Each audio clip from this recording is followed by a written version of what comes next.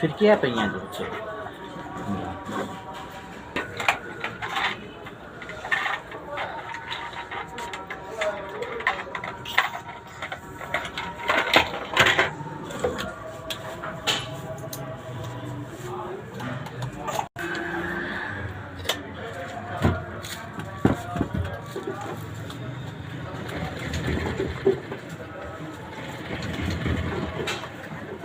अस्सलाम वालेकुम।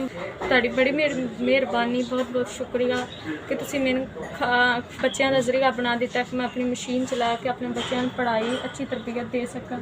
हर चीज़ दे अल्लाह तुहानू खुशी, अल्लाह खुशी दे, तंदुरुस्ती दे।